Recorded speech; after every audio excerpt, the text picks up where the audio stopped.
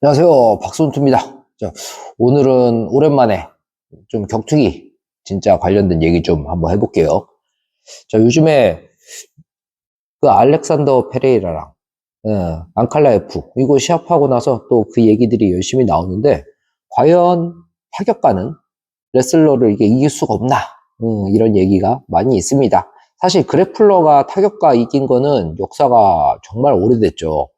옛날에 UFC 완전 초창기 때 그레이시 주짓수 그 호이스 그레이스가 나와가지고 그 뭐 복싱 선수나 뭐 일반 타격가들 다 이기고 뭐 그러던 시절이 있는데 그리고 나서 나중에 이게 타격가들이 레슬링을 조금씩 이게 배워와가지고 이제 타격가들이 좀 더 뭐 이기던 시대도 있죠. 그러다가 결국에는 이제 레슬러들이 타격을 익혀오니까 야 이거 페레이라가 그렇게 타격이 극강이었는데도 결국 저 다게스탄 스타일 레슬러들이 넘기지 못하고 수염쟁이들에게 또 당해버렸습니다. 그래서 오늘은 일단은 그 얘기를 한번 해볼게요. 이게 왜 레슬러들이 타격가를 상대로 이게 되게 상성이 좋고 타격가들이 레슬러를 이렇게 어려워하나 뭐 이런 얘기를 한번 해볼게요. 일단 1차적으로 거리감이 아예 다릅니다. 이게 타격가는 아주 짧은 거리에서 사실 데미지를 줄 수가 없거든요. 어느 정도 거리가 있어야지 이 몸을 트는 동작 그리고 이게 발동해서 이 데미지를 줄 수 있는 거리 같은 게 무조건 있어야 됩니다. 그래서 거리감이 아주 중요한데요. 근데 레슬러는 반대로 완전히 붙은 상태일 때 가장 힘을 쓰기가 좋거든요. 그러니까 레슬링도 마찬가지, 유도, 뭐 씨름 모든 게 거의 모든 그래플링이 마찬가지인데 몸이 완전히 코어랑 코어가 이게 완전히 밀착을 해야지 나의 힘을 상대에게 완전히 전달을 할 수가 있고 그로 인해서 내가 테이크다운을 가져갈 수 있는 구조거든요. 그러니까 복싱이나 이런 타격들이 원하는 그런 거리랑 레슬러들이 원하는 거리 자체가 아예 이게 다를 수밖에 없습니다. 그래서 레슬러가 접근을 해버린 다음에는 타격가가 할 수 있는 무기 자체가 되게 없습니다. 뭐 입식 타격에서도 어느 정도의 뭐 클린치나 이런 개념이 있긴 한데 전문 레슬러들을 상대로 그거를 하기에는 너무 좀 택도 없다. 이런 느낌이 있죠. 그리고 이게 테이크다운으로 압박하는 개념이 특히 레슬러 같은 경우는 상대가 타격을 하려고 어느 정도 밀착을 딱 하면은 바로 그 태클 같은 거를 딱 해서 붙어버릴 수가 있거든요. 이게 유도가 레슬링에 비해서 그 UFC나 이런 데 활용이 덜 되는 이유 중에 하나가 저는 이게 되게 중요한 요소라고 생각을 하거든요. 유도는 순간적으로 붙는 개념이 별로 없습니다. 그러니까 일단 어느 정도 손싸움을 통해서 그 다음에 잡고 그 다음에 넘긴다 이런 개념으로 접근을 하는데 레슬링 같은 경우는 태클이라는 이 어느 정도 장거리의 기술을 한 번에 무마시키는 아주 좋은 스킬이 있거든요. 그래 버리니까 아무래도 유도에 비해서 훨씬 더 많이 사용이 되는 것 같고요. 타격 같은 경우는 내가 원하는 거리를 내가 딱 잡으려면은 스텝으로 그거를 벌려놔야 하는데 아무래도 힙이라는 건 결국 뒤로 빠지거나 이 사이드로 빠지는 개념이기 때문에 레슬러가 순간적으로 앞으로 달려 나오는 이런 태클 속도를 따라잡기가 정말 쉽지가 않습니다. 너무나도 당연한 건데 뒤로 달리기보다 앞으로 달리는 게 훨씬 빠를 수밖에 없거든요. 그러니까 타격가들이 레슬러들을 상대로 자기가 원하는 그런 거리를 잡는 게 정말 쉽지가 않습니다. 그리고 그라운드 컨트롤. 이게 생체에서는 많이 이거에 대해 투자를 안 하는데, 그라운드 컨트롤을 일단 당하기 시작을 하면은, 레슬러들이 하는 약간 그라운드 컨트롤이랑, 주짓수 하는 사람들이 하는 그라운드 컨트롤이 좀 많이 다릅니다. 그, 레슬링에서 사용하는 압박이, 그 주짓수에서 말하는 압박보다 정말 강한 경우가 되게 많이 있거든요. 근력 자체도 굉장히 좋고요. 이게 한 군데다가 이 힘을 쭉 실어가지고 상대 양 어깨가 땅에 닿아서 이게 폴로 만드는 이런 개념. 요거 때문에 근력이나 이 압박 자체가 엄청 좋은데 아무래도 타격을 베이스로 하는 사람들은 어쩔 수가 없는데 스탠딩으로 전환하거나 그라운드 이 하위에서의 그런 움직임이 좋기가 정말 힘듭니다. 그렇다고 뭐 레슬링을 상대로 당연히 이게 상의를 점하는 거는 더더욱 굉장히 어려운 문제일 수밖에 없고요. 자, 그리고 이 또 그레코 같은 그런 장면들이 되게 많았는데 이번에 페레이라랑 앙칼이 이렇게 하는 거를 봐도 되게 운동을 이 레슬링 쪽 운동을 안 해보신 분들은 이게 둘이 막 이렇게 케이지에서 우겨놓고 이렇게 껴안고 이러는 걸 보고 저 새끼들 저 뭐 하는 짓거리냐 이 레슬 게이 막 이러면서 놀리고 막 그러시는데 그거를 하나하나 하려고 하는 게 보통은 자기가 언더를 레슬러가 먹어가지고 언더나 이렇게 목을 컨트롤 해가지고 상대가 원하는 이 동작을 하나도 못하게 하고 내가 상대의 힘을 지속적으로 깎으려고 하는 거거든요. 그러면은 안 좋은 자세에 위치한 특히 타격가들 같은 경우는 같이 레슬링을 맞불 놓기가 힘드니까 그걸 어느 정도 회피를 해야 되는데 그 회피를 하는데 체력 소모가 정말 어마어마합니다. 네. 그러다 보면은 후반부로 갈수록 레슬러는 자기 체중으로 이렇게 밀어놓는 상황이라 자기가 체력이 되게 아껴지고요. 근데 타격가는 이게 구겨져서 거기서 나오려고 억지로 힘을 쓰다 보니까 장기전으로 갈수록 이 타격가의 체력이 너무 많이 빠지는 그런 경우가 많습니다. 특히 옛날에 링 경기일 때는 조금 더 이렇게 나올 수 있는 요소라던가 그런 게 많았는데 지금은 케이지가 거의 대중화가 돼버렸잖아요. 대부분 시합에서 케이지를 사용하고 그래서 그라운드 컨트롤에서 상대가 이렇게 눌러놓고 케이지 컨트롤에서 상대가 눌러놓고 이런 거에서 타격가가 체력적으로 마이너스 되는 부분이 꽤 크다고 이렇게 생각을 합니다. 그리고 이거는 약간 심적인 문제인데 타격가들은 결국 어느 정도 한 방을 노리고 그래야지 내가 좀 이길 확률이 생기는 건 어느 정도 맞거든요. 물론 짤짤한 펀치로 또는 킥으로 상대한테 이게 조금씩 데미지를 주고 이런 것도 중요하긴 한데 근데 생각처럼 이게 한 방에 보내고 막 이러는 게 쉽지가 않고 그리고 레슬러들은 언제라도 타격을 하다가 이 태클로 전환할 수 있다 아니면 클린치로 전환할 수 있다 이런 생각이 들면은 타격가 입장에서는 나는 절대로 이 클린치를 허용을 하지 않겠다라던가 절대로 내 다리 잡을 기회를 주지 않겠다라던가 이런 식으로 하게 됩니다. 근데 타격이라는 것 자체가 내가 한 방에 이게 보내려고 어느 정도 임팩트를 넣어서 치려고 그러면은 내 앞발에 내 체중이 실릴 수밖에 없습니다.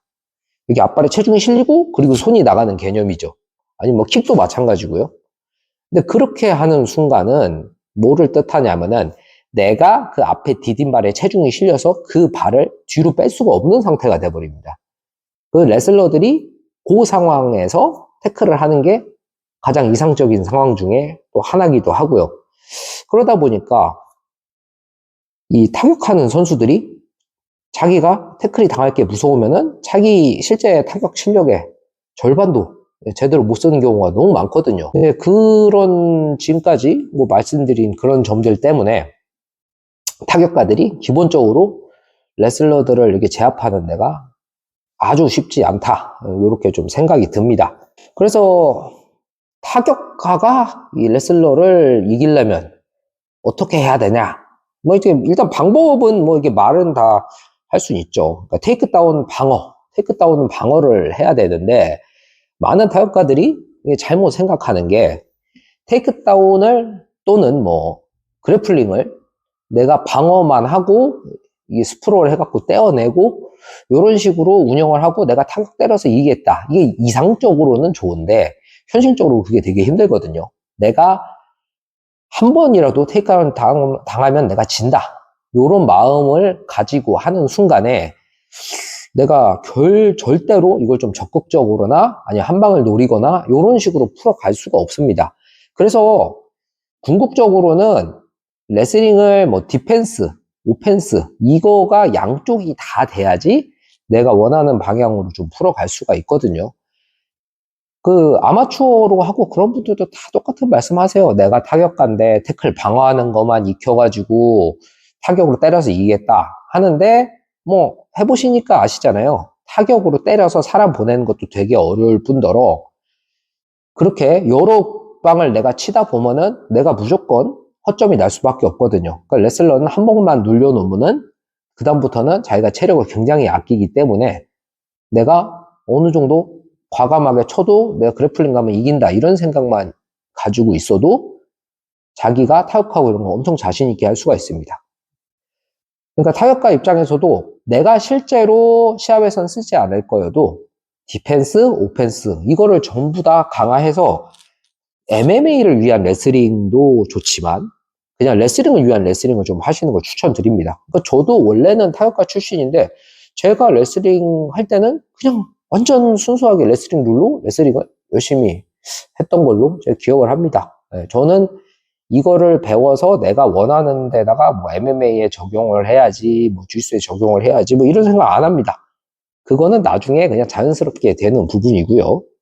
그거를 뭐 처음부터 요거만 내가 요점만 싹싹싹 빼먹어야지. 요런 생각으로 하면은 결코 늘 수가 없고 반쪽짜리에서 벗어날 수가 없습니다.